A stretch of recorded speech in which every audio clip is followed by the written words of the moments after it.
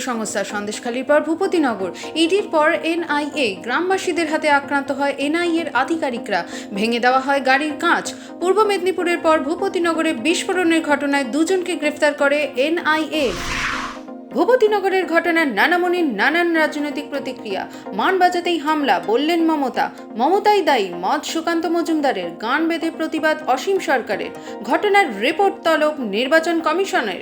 একটা chocolate bomb ফেটেছিল 2022 সালে, আর মধ্যরাতে গিয়ে যদি মহিলার বাড়িতে গিয়ে অত্যাচার করে, গ্রামে ঢুকে গিয়ে অত্যাচার করে, তা মহিলারা কি করবে? শাখা মালা পরে বসে থাকবে না মাথায় ওড়না দিয়ে বসে থাকবে? পুরো বিষয়টি ঘটেছে হচ্ছে মমতা বন্দ্যোপাধ্যায়ের নির্দেশে এবং তার অনুপ্রেরণায়, এবং স্থানীয় মানুষ না, এরা মানে চিহ্নিত তৃণমূল নেতা, তৃণমূল কর্মী, এবং যেভাবে একের পর এক কেন্দ্রীয় এজেন্সির উপর আক্রমণ হচ্ছে, পশ্চিমবঙ্গকে মাঝে মাঝে আমাদের মনে হচ্ছে যে আফগানিস্তানে পরিণত হয়ে গেছে। গেল এনআইএ তদন্ত করতে, পুলিশকে জানাইয়ে তারা গেল ঘুরে ঘুরে,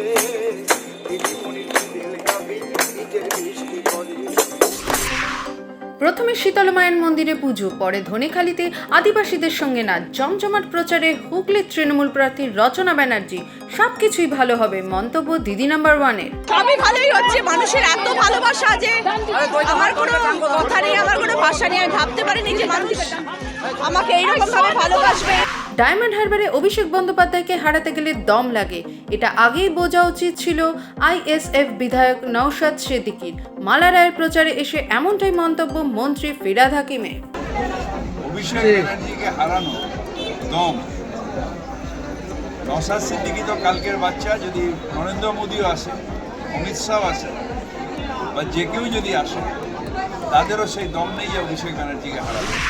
17 বছর পর আবার নিজের বাড়িতে। এতদিন নিখোঁজ ছিলেন আলিপুরদুয়ারের কামাখ্যাগুড়ি এক পঞ্চায়েতের দক্ষিণ নারারথলির বাসিন্দা বছর 30-এর রঞ্জিত রাভা। 2007 সালে খেলতে বেরিয়ে আর বাড়ি ফেরেনি 13 বছরের বালক রঞ্জিত। বৃহস্পতিবার একটি স্বেচ্ছাসেবী সংস্থার মাধ্যমে মুম্বাই থেকে বাড়িতে ফেরে। স্বাস্থ্য পরীক্ষা করতে গিয়ে ভাগ্যের চাকা ঘুরে গেল গরিব মৎস্য ব্যবসায়ীর। মালদার হরিশ্চন্দ্রপুরের দৌলতপুর গ্রাম পঞ্চায়েতের বাসিন্দা অশোক মহলদার 30 টাকা দিয়ে লটারির টিকিট কেটে কোটিপতি হয়ে গেলেন। ভাগ্যের এই চাকা এইভাবেই ঘুরে যেতে খুশি পরিবার। আজকে আমি 20 টাকার লটারি পেলাম মর্নিংয়ে, বিকেলে এখন আমাকে খুব ভালো লাগছে। তারপরে আমাকে খুব ভালো লাগছে। আজকে আমি একটা কাজে গেছিলাম, চাটল গেছিলাম হসপিটালে ফটো করতে। মন গেল, আমরা একটা 30 টাকার টিকিট কাটলাম। কত টাকা টিকিট কেটেছিলেন? 30 টাকা কেটেছিলাম। 30 টাকা টিকিট কেটে পরে থেকে বুঝতে পারলাম, দেখছি মিলিয়ে 20 টাকা লেগেছে। কেটে বলে আমি নিজে মিলিয়েছিলাম মোবাইলে। টিকিট কাটতেন মাঝে মাঝে কাটতাম। আগামী সপ্তাহে রাজ্যে আসছে আরও কেন্দ্রীয় বাহিনী। 100 কোম্পানির কেন্দ্রীয় বাহিনী আসার কথা। ভোট ঘোষণার আগে থেকে রাজ্যে মোতায়েন কেন্দ্রীয় বাহিনী। ইতিমধ্যে রাজ্যের বিভিন্ন এলাকায় কেন্দ্রীয় বাহিনীর রুট মার্চ। হরিচাঁদ ঠাকুরের 213তম আবির্ভাব তিথি। মতুয়া সম্প্রদায়ের বিখ্যাত বারুণী মেলা। কয়েক লক্ষ মতুয়া ধর্মাবলম্বী মানুষ এই মেলায় যোগ দেন। 6 এপ্রিল শনিবার মেলার শুভ সূচনা। রবিবার ভোর 4:59 অবধি পূর্ণ স্নানের শুভক্ষণ। ভোটের আবহের মধ্যে মেলা ঘিরে উৎসাহ উদ্দীপনা। তাপপ্রবাহের কল্যাণে হিমশিম দক্ষিণবঙ্গবাসী। তাপমাত্রা ক্রমশই বেড়ে চলেছে। 40 ছুঁই তাপমাত্রা। তাপপ্রবাহের সতর্কতাও জারি। এর মধ্যেই আসার কথা বৃষ্টির পূর্বাভাস আবহাওয়া দফতরের। আজ অর্থাৎ শনিবার বৃষ্টি হতে পারে দক্ষিণের বিভিন্ন জেলায়।